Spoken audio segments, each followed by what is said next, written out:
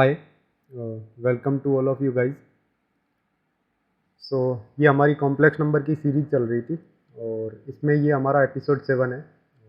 इसमें हम लोग बात करेंगे रिप्रेजेंटेशन ऑफ कॉम्प्लेक्स नंबर कि जो कॉम्प्लेक्स नंबर होती है उसको किस किस फॉर्म में रिप्रेजेंट किया जा सकता है, इस बारे में हम लोग बात करेंगे। और इसमें geometrical, trigonometrical and exponential representation, ये 3 रिप्रेजेंटेशन होते हैं कॉम्प्लेक्स नंबर के। इनके बारे में हम लोग बात करेंगे और सीखेंगे कुछ कॉन्सेप्ट्स वगैरह। तो सबसे पहले अगर मैं बात करूं कि जो कॉम्प्लेक्स नंबर को है ना, हम लोग ज्योमेट्रिकली रिप्रेजेंट कर सकते हैं। जैसे फर्स्ट ज्योमेट्रिकली या फिर ज्योमेट्रिकल रिप्रेजेंटेशन।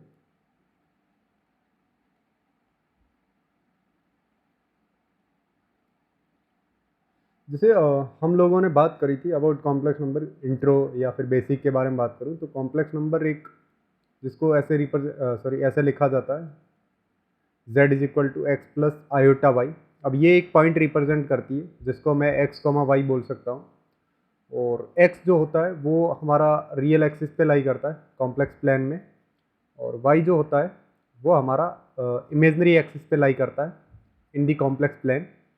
और कॉम्प्लेक्स प्लेन को हम लोग बोलते हैं Argand plane. Complex plane is called Argand plane. और इसी आर्गेंट प्लेन में हम लोग जैसे हमने कोऑर्डिनेट ज्योमेट्री में पढ़ा है कि किसी भी आप लोग पॉइंट को ऐसे रिप्रेजेंट कर सकते हो एक्स कॉमा वाई, और उसके अगर X coordinate and Y coordinate दे रखे हो सपोज 2,3, तो आप लोग ऐसे यहाँ पे 2,3 उसको रिप्रेजेंट कर सकते हो। वैसे ही आप लोग कॉम्प्लेक्स नंबर को अगर एक कॉम्प्लेक्स नंबर दे रखी हो सपोज 2+3 आयोटा ऐसी दे रखी हो, तो इसको आप लोग रिप्रेजेंट कर सकते हो इन दी फॉर्म ऑफ पॉइंट। और इसको आप लोग ज्योमेट्री में भी ऐसे रिप्रेजेंट कर लोगे, यहाँ पे 2,3 आएगा। तो इसको सेम जैसे आप लोग कोऑर्डिनेट ज्योमेट्री में पॉइंट्स को रिप्रेजेंट करते हो, वैसे ही आप लोग जो कॉम्प्लेक्स प्लेन होता है उसमें आप लोग कॉम्प्लेक्स नंबर को रिप्रेजेंट कर सकते हो। और अब हमारा कॉम्प्लेक्स नंबर ये नहीं ना था, जो हमारा जनरल कॉम्प्लेक्स नंबर है वो ये नहीं था, वो था हमारा z is equal to x plus iota y. तो इसको हम लोग ऐसे रिप्रेजेंट कर सकते हैं, जैसे यहाँ पे एक्स कॉमा वाई आ जाए और ये अगर ओरिजिन है तो ओ को मैं ऐसे इस पॉइंट को मैं पी नाम दे दूँ तो इससे मिलाऊंगा, तो ये हमारी लेंथ ओ पी आएगी जिसको मैं मोड जेड बोल सकता हूँ। और ये कुछ ना कुछ एंगल बनाएगी जिसको हम लोग आर्ग्यूमेंट बोलते हैं, उस एंगल को मैं थीटा एज्यूम कर सकता हूँ। तो अब यहाँ पे ये जो है ना पॉइंट पी, इसके पास में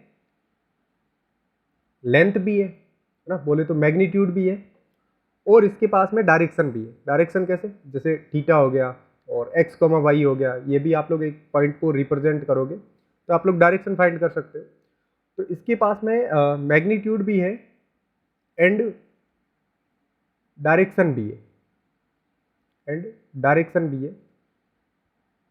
तो ये हमारा मैग्नीट्यूड एंड डायरेक्शन, जिस क्वांटिटी के पास में मैग्नीट्यूड भी हो एंड डायरेक्शन भी हो, उस क्वांटिटी को हम लोग क्या बोलते हैं जनरली, वेक्टर, है ना। तो ये जो कॉम्प्लेक्स नंबर है वो वेक्टर के जैसे भी आप लोगों का बिहेव कर सकता है, और इसको आप लोग ज्योमेट्रिकली आप लोग ऐसे रिप्रेजेंट कर सकते हो एज ए पॉइंट। जैसे हम लोगों ने ज्योमेट्री में पढ़ा है ना सर्कल वगैरह, तो इस इन यहाँ पे भी पॉइंट्स का लोकस आएगा, है ना। कॉम्प्लेक्स प्लेन में आप लोग पॉइंट को रिप्रेजेंट करोगे एज ए कॉम्प्लेक्स नंबर, तो उन पॉइंट्स का कुछ ना कुछ लोकस आएगा। उन लोकस से बनने वाली हमारे पास में कुछ ना कुछ ऐसी शेप्स वगैरह आती रहेगी, जैसे सर्कल हो गया, हाइपरबोला हो गया, एलिप्स हो गया, रेक्टेंगुलर हाइपरबोला हो गया, पैराबोला हो गया ना। ये सारी की सारी आपके पास में शेप्स आती रहेगी, जैसे लाइन हो गई, है ना।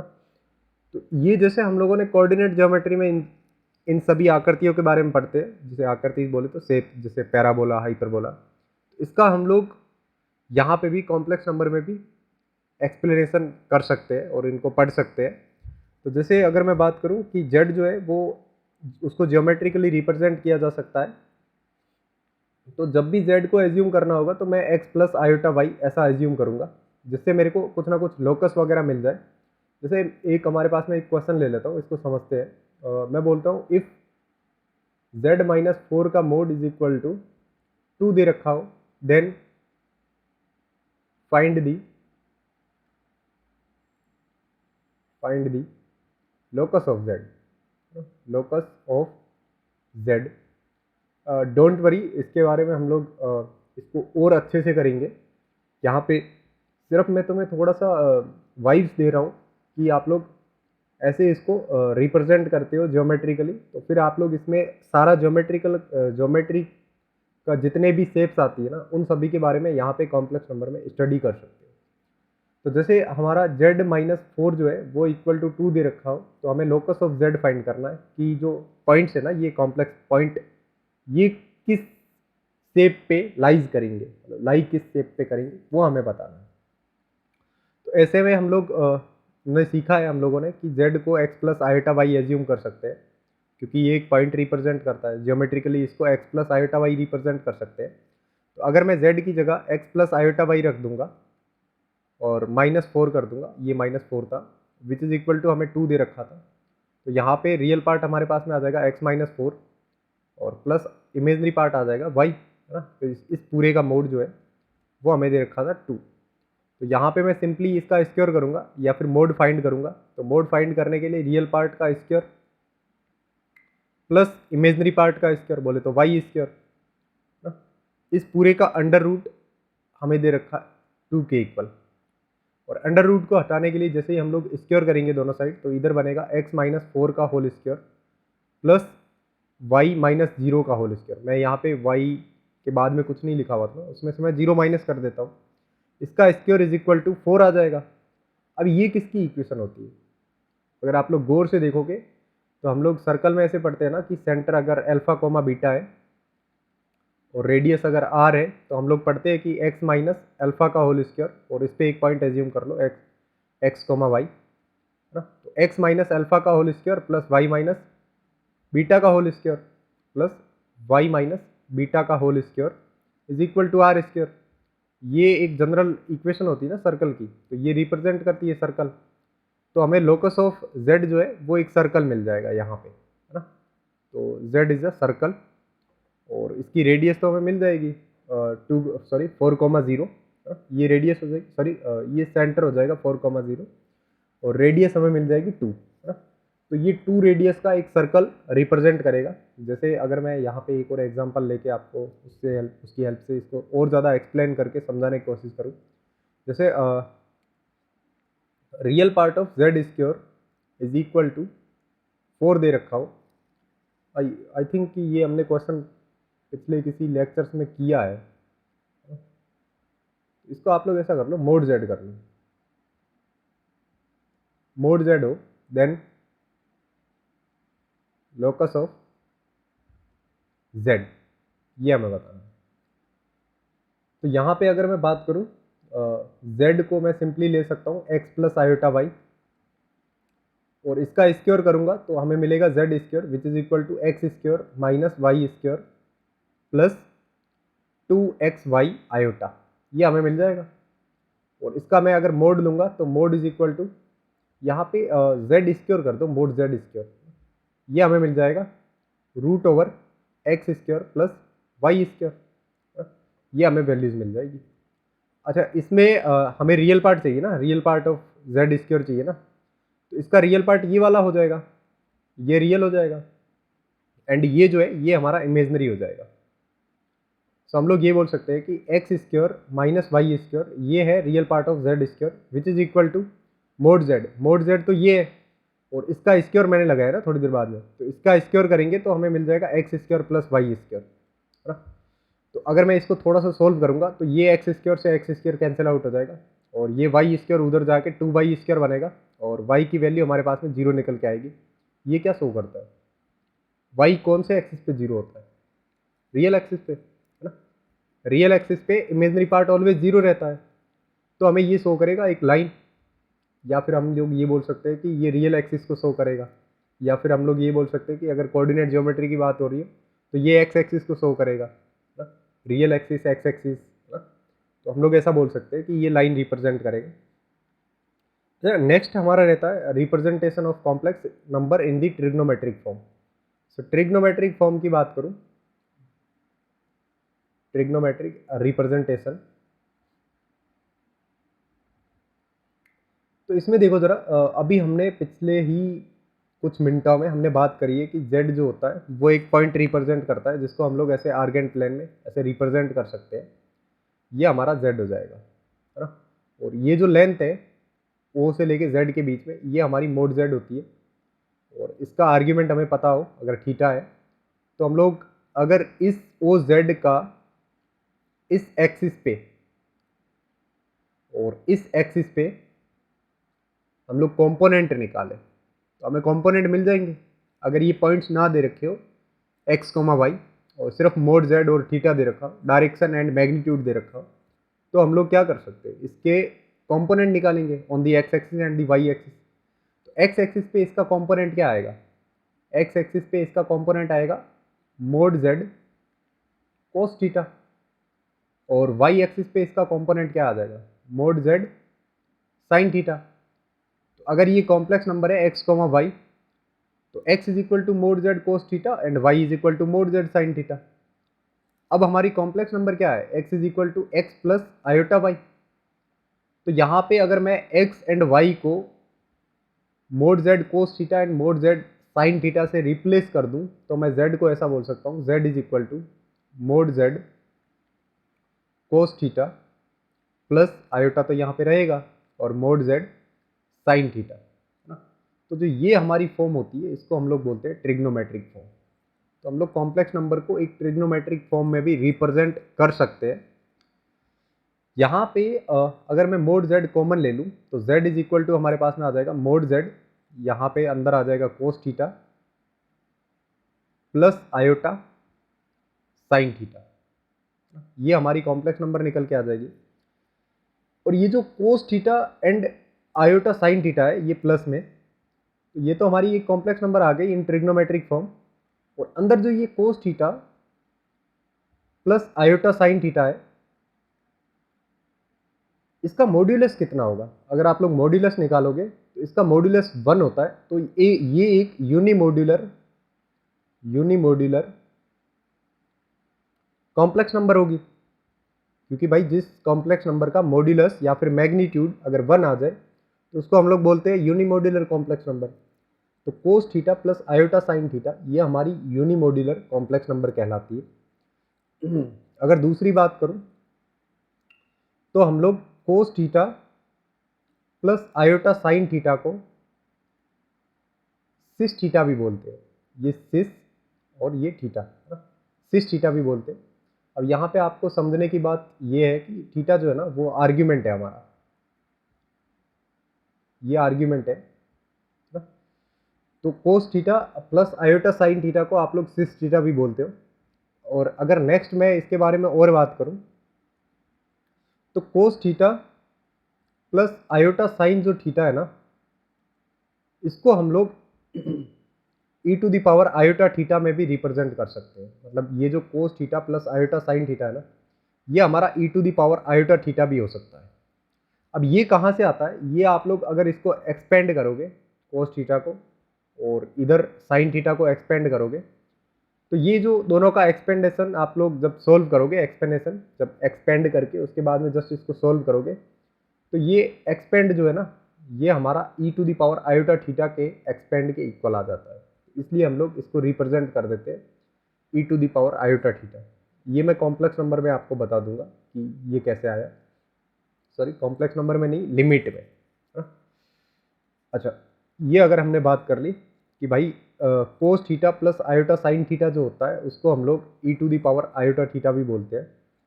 तो एक बात बताओ, यहाँ पे अगर ऐसा है सिस थीटा, है ना, सिस थीटा 1 इंटू सिस थीटा 2 इंटू सिस थीटा 3, ऐसे करते करते करते ये सिस थीटा n तक अगर आपस में मल्टीप्लाई हो जाए तो हमें एक फाइनल एक कॉम्प्लेक्स नंबर मिलेगी। बहुत सारी ऐसे कॉम्प्लेक्स नंबर का मल्टीप्लाई करवाओगे तो एक हमें फाइनल कॉम्प्लेक्स नंबर मिलेगी। अब यहाँ पे तो यूनिमोड्यूलर है ना, साली पूरी की पूरी यूनिमोड्यूलर है, तो हमें लास्ट में एक कुछ ना कुछ कॉम्प्लेक्स नंबर मिलेगी। मेरा जो इंटरेस्ट है वो इसमें है कि जो आपको फाइनल कॉम्प्लेक्स नंबर मिलेगी ना उसका आर्ग्यूमेंट क्या होगा। तो देखो ज़रा हम लोग उसका आर्ग्यूमेंट कैसे फाइंड करेंगे। सिस थीटा को हम लोग रिप्रेजेंट कर सकते हैं as a e to the power iota theta से। So we can replace cis theta with the iota e to the power iota sin theta 1 into e to the power iota sin theta 2, sorry, e to the power iota theta 2 not sin theta, ये बनेगा e to the power iota theta 3 से लेके e to the power iota theta n बन जाएगा। अब यहाँ पे अगर बेस सेम है तो पावर सारी ऐड हो जाएगी, ये सारी पावर्स ऐड हो जाएगी ना जब बेस सेम होगा तो ये इक्वल टू निकल के आ जाता है आपका e to the power iota, अगर कॉमन लोगे तो ये निकल के आएगा theta 1 plus theta 2 plus theta 3 से लेके प्लस थीटा n तक। ये इसकी कुछ प्रॉपर्टीज है जिसके बारे में मैं डिस्कशन कर रहा हूँ। इसको आप लोग आर्ग्यूमेंट की प्रॉपर्टी भी बोल सकते हो। तो e टू दी पावर ये आयोटा मतलब थीटा की फॉर्म बन गई ना, इसको हम लोग वापस से ऐसा लिख सकते हैं ना, सिस इसके अंदर थीटा 1 प्लस थीटा 2 से लेके थीटा n तक। तो यहाँ पे हमारी एक प्रॉपर्टी बन गई कि अगर आप लोगों को ऐसा दे रखा हो cos theta 1 plus iota sine theta 2 into, sorry ये साइन थीटा 1 है, into cos theta 2 plus iota sine theta 2, और ये n तक चलता जाए, ऐसे n तक चलता जाए, cos theta 3 plus iota sine theta 3। अभी मैंने सिस को, सॉरी n है नॉट 3, इट्स n, क्या कर रहा हूँ मैं 1 सेकेंड गाइज।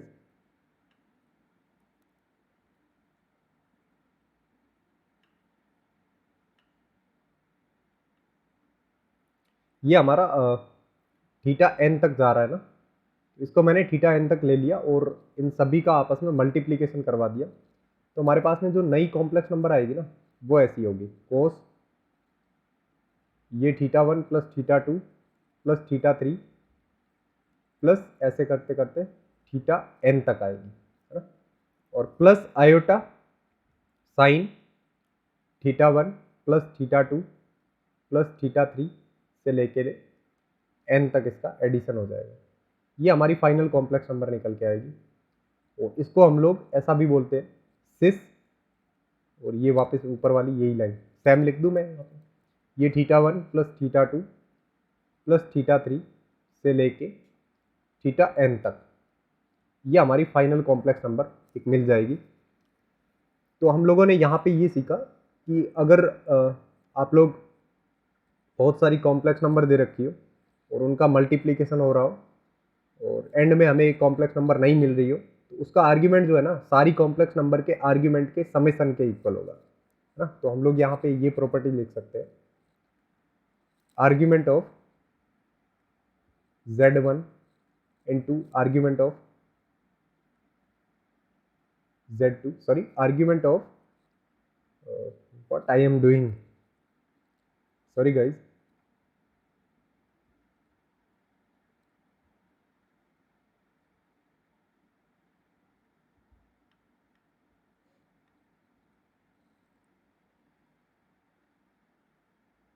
या सो हम लोग यहाँ पे ये बोल सकते हैं कि आर्ग्यूमेंट निकालना हो किसका, z1 into z2 into z3 का, सॉरी ये n तक ले लो इसको, zn तक, तो ये इक्वल होता है ना argument of z1 plus argument of z2 से लेके आर्ग्यूमेंट ऑफ zn तक। ये हम लोग यहाँ पे नई प्रॉपर्टी जनरेट कर सकते हैं। और अगर ये कॉम्प्लेक्स नंबर आपस में ऐसे डिविजिबल में हो, जैसे सिस थीटा 1 अपॉन सिस थीटा 2, तो हम लोग इसको सिंपली ऐसा लिख सकते हैं, सिस थीटा को हम लोग क्या लिख सकते हैं, E to the power iota theta, तो ये बन जाएगा E to the power iota theta 1 upon E to the power iota theta 2। तो यहाँ पे ये पावर ऊपर चली जाएगी माइनस में, तो ये बन जाएगा E to the power iota theta 1 minus theta 2। तो हम लोग इसको ऐसे लिख सकते हैं simply cis theta 1 minus theta 2, ये ऐसा भी लिख सकते हैं इसको। तो ये तो मतलब रिप्रेजेंटेशन हो गया इन दी फॉर्म ऑफ ट्रिग्नोमेट्री, और उसके बाद में हम लोगों ने इस रिप्रेजेंटेशन से बहुत सारे ऐसे रिजल्ट निकाले जिनका हम लोग बहुत जगह यूज़ कर सकते हैं और बहुत अच्छे अच्छे क्वेश्चंस भी बन सकते हैं इस पर। तो अगर मैं नेक्स्ट बात करूं तो नेक्स्ट हमारा रहता है representation of complex number in the exponential form. Exponential form, ये एन ई होता है एक्सपोनेंशियल फॉर्म। तो अभी हमने थोड़ी देर पहले बात करी है कि z is equal to mod z cos theta plus iota sine theta होता है। अब यहाँ पे उसके बाद में मैंने जस्ट ये बात करी थी कि cos theta plus iota sine जो थीटा होता है ये हमारा e to the power iota theta रहता है।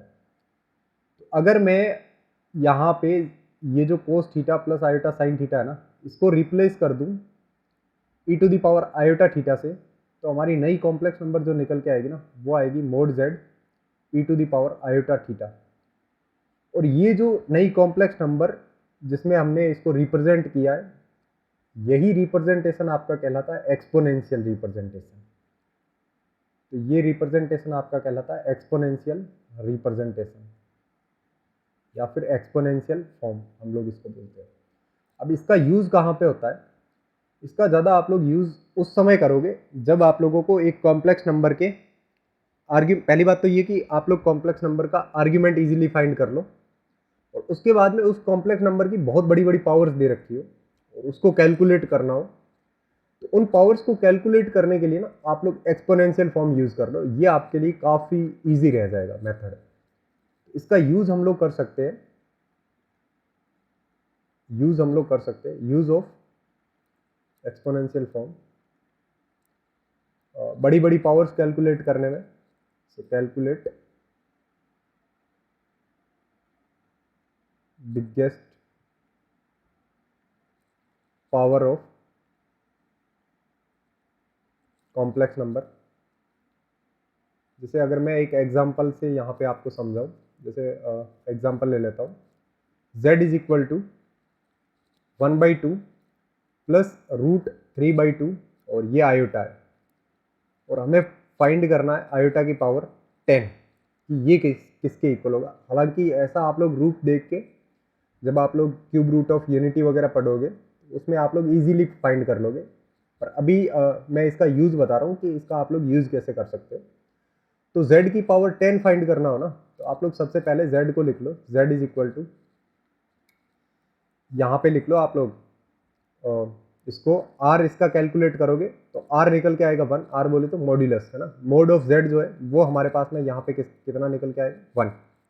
तो मोड ऑफ z इसका निकल के आ जाएगा 1, और यहाँ पे आर्ग्यूमेंट ऑफ z जो है वो हमारे पास में निकल के आ जाएगा। ये फर्स्ट क्वाड्रेंट में है, तो फर्स्ट क्वाड्रेंट में है तो tan इनवर्स √3/2 अपॉन 1/2 ऐसा करेंगे, जिससे ये 2 और 2 कैंसिल आउट हो जाएगा, अंदर बचेगा tan इनवर्स √3। तो ये हमारा इक्वल होता है π/3 के। इसका आर्ग्यूमेंट π/3 निकल के आ गया, और मोड z जो है वो 1 निकल के आ गया। इस कॉम्प्लेक्स नंबर को हम लोग लिख सकते हैं 1 into E to the power iota π/3। अब अगर इसकी पावर 10 लगाओगे तो ये बन जाएगा z की पावर 10 which is equal to E to the power iota π/3 और इस पूरे की पावर 10। तो अगर आप लोगों को ऐसा दे रखा हो a की पावर m और इसकी पावर n, तो पावर आपस में मल्टीप्लाई हो जाती है, a की पावर m इंटू n हो जाता है। तो यहाँ पे हमारे पास में निकल के आ जाएगा E to the power iota 10 π/3, ये निकल के आ जाएगा।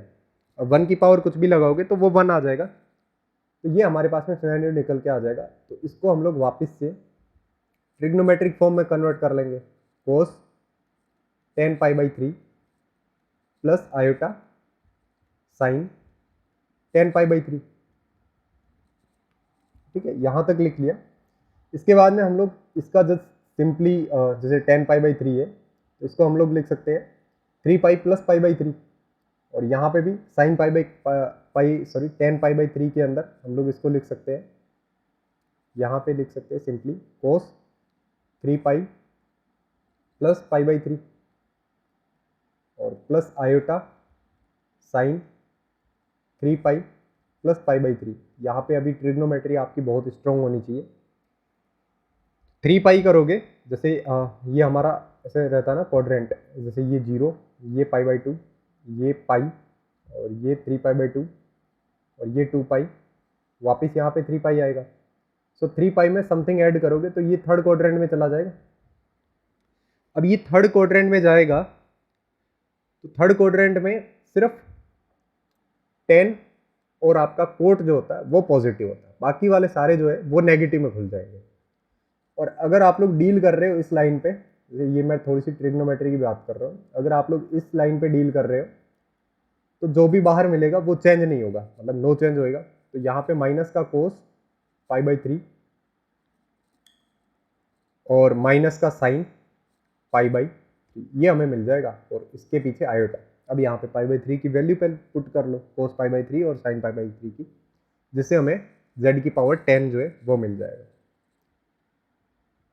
इसका थोड़ा सा आगे प्रॉपर्टीज वगैरह के बारे में बात करूं तो अगर हमारे पास में z जो है वो ऐसा है e⁻ आयोटा थीटा, और यहाँ पे r भी लिख लो, sorry I have to clear this first.